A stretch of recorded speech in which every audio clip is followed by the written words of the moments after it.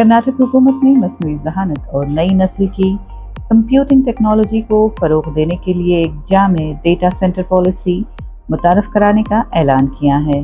Bengaluru business corridor के chairman और वज़ीर आला DK शिव कुमार के मालियाती मुशीर LK अतीक ने बेंगलुरु में मुनक़द GCC समिट 2026 के दौरान ये ऐलान किया।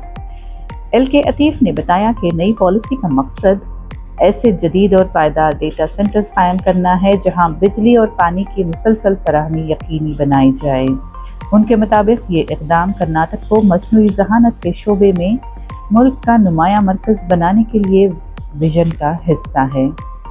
उन्होंने ये भी बताया कि कर्नाटक हुकूमत भारत की पहली सरकारी AI यूनिवर्सिटी और एक आलमी मेयार के AI हब के क़याम पर काम कर रही है, ताहम इन मंसूबों के लिए हतमी मकाम का अभी फैसला नहीं किया गया है।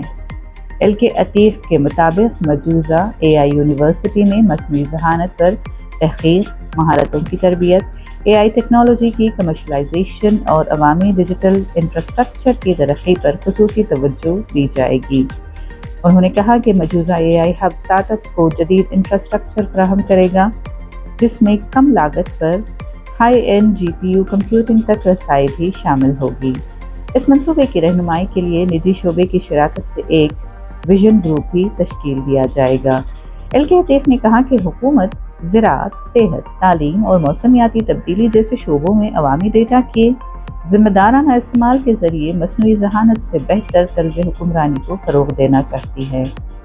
इंफ्रास्ट्रक्चर के हवाले से उन्होंने बताया कि कर्नाटक हुकूमत बेंगलुरु में राब्ता निज़ाम बेहतर बनाने के लिए तकरीबन 1.5 लाख करोड़ रुपए की सरमायाकारी कर रही है।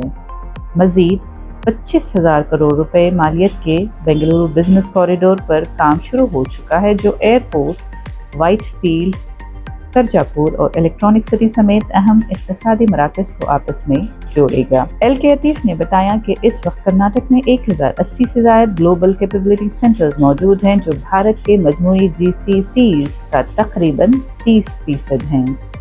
बेंगलुरु में मुल्क की तकरीबन 34% GCC वर्कफोर्स काम कर रही है।